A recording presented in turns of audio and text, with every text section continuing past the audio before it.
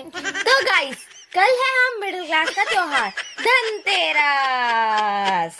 बताओ बताओ क्या क्या क्या।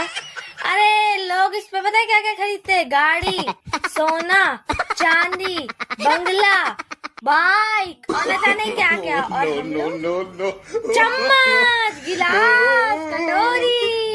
ये देखो, ये पिछले धनतेरस का गिलास है। ये देखो, है ना। और झाड़ू से आगे तक की जिंदगी ना बढ़ती है। देख लो गाइस, ये है हम लोगों की जिंदगी। बाकी आप सभी को हैप्पी धनतेरस।